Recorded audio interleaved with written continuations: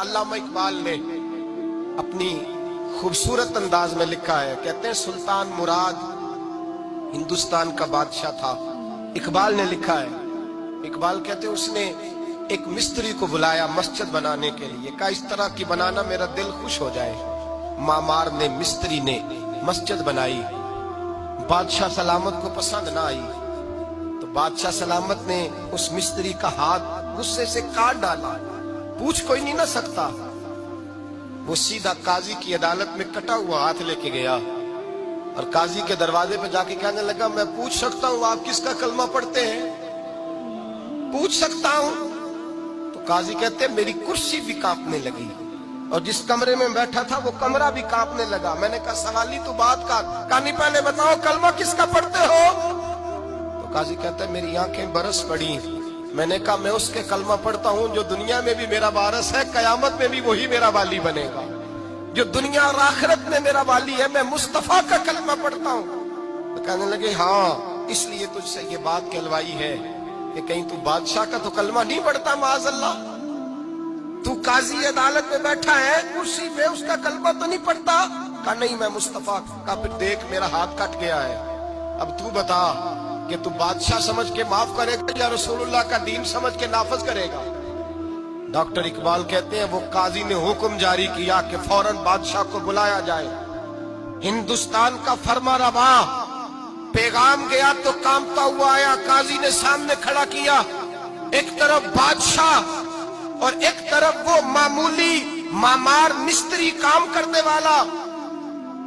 تو قاضی گرجدار آواز میں کہنے لگے بادشاہ تو بتا، اس کا خون سرخ ہے تو تیرا سرخ نہیں، اس کے بازو پہ گوشت ہے تو تیرے بازو پہ نہیں، اسے درد ہوتا ہے تو تجھے نہیں ہوتا، یہ تو نے کیا حرکت کی؟ بادشاہ کی گردن جھک گئی۔ قاضی کہنے لگے پکڑو اس کو باہر لے جاؤ اور اس کا بازو کاٹ دو، اس کا بازو کاٹ دو۔ ڈاکٹر اقبال کہتے ہیں جہاں کانپ رہا تھا سارا کچھ وہاں خوشی کے شادیانے بجنے لگے۔ قاضی کہنے لگا اس کا بازو کاٹو اور اس کو بتاؤ امیر غریب کا فرق اتنی دیر ہوتا ہے جتنی دیر بندہ مسلمان نہیں ہوتا، اور جب کوئی رسول اللہ کا غلام ہو جاتا ہے پھر سارے برابر ہو جایا کرتے ہیں۔ بنداؤ صاحب و محتاج و غنی ایک ہوئے، تیری سرکار میں پہنچے تو سبھی ایک ہوئے، تیری سرکار میں پہنچے تو سبھی ایک ہوئے۔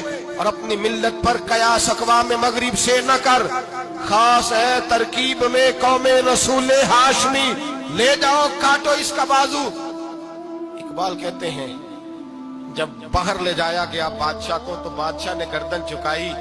وہ مستری کہنے لگا تو نے گردن کیوں جھکا دی ہے، اب کیا ہوا؟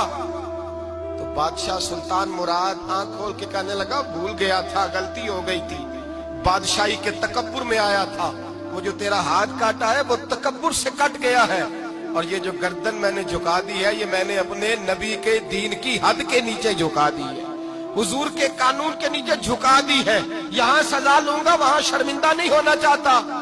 اس مستری نے بڑھ کے سینے سے لگا لیا اور کہنے لگا قاضی صاحب میں نے معاف کیا، مجھے پتہ چل گیا ہے کہ مسلمان بادشاہوں کا کلمہ نہیں پڑھتے، محمد عربی کا کلمہ پڑھتے ہیں، رسول اللہ کا کلمہ پڑھتے ہیں، اور جب تک مسلمان نبی پاک کا کلمہ پڑھیں گے کوئی اللہ کی حدوں کو نہیں توڑے گا، کوئی دین کو پامال نہیں کرے گا، کسی کے اندر طاقت پیدا نہیں ہوگی کہ وہ دین کی حد کو توڑ سکے۔ حضرت جناب سیدنا محمود غزنوی رحمت اللہ تعالی علیہ بیٹھے ہیں اپنے دربار میں، ایک غریب عورت تڑپتی روتی ہوئی آئی، ماں بلکتی ہوئی آئی اور آگے کہنے لگی بادشاہ ذرا مجھ غریبنی کی فریاد بھی سن۔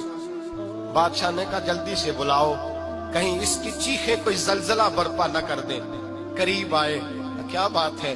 کہنے لگی کوئی شاہی خاندان کا نوجوان ہے، میں بیوہ عورت ہوں، ہندو مذہب سے تعلق رکھتی ہوں، میری 4 بیٹیاں ہیں، کوئی بادشاہ کوئی شاہی خاندان کا نوجوان ہے، سپاہیوں سمیت آتا ہے، شراب کے مٹکے لاتا ہے، میرے گھر میں گھستا ہے، میرے پاس اور تو کوئی شے نہیں، ایک عزت ہی ہے۔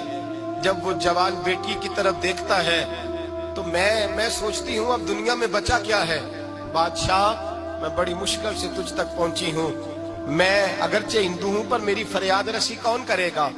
سلطان محمود غزنوی کہنے لگے تو جا اور میں نے اپنے سارے سپہ سالاروں کو سپاہیوں کو حکم دے دیا ہے آئندہ جب تو آئے گی تو تجھے رات کا وقت بھی میرا دربار کھلا ملے گا، جیسے ہی وہ تیرے گھر آئے فوراً پہنچ جانا، آ کے اطلاع دینا۔ رات کا سناٹا، وہ غریبنی پھر تڑپتی ہوئی چیختی ہوئی آئی، بادشاہ ذرا جلدی کر غریب کی عزت لوٹ نہ جائے، ذرا جلدی نکل، دیکھنا کوئی سرمایہ آج ختم نہ ہو جائے۔ بادشاہ خود اٹھے، تلوار پکڑی، گھر میں گئے، دیا جل رہا تھا، دیا بجھایا۔ اب بادشاہ نے اللہ اکبر کہا اور شاہ میں زرق برق نوجوان کی گردن پر جب بادشاہ نے تلوار ماری، لڑک کر کے گردن دور گری۔ پھر ہندوستان کا فرما روا سجدے میں گرا، کہنے لگا اے اللہ تیرا شکر ہے، اے اللہ تیرا شکر ہے، اے اللہ تیرا شکر ہے۔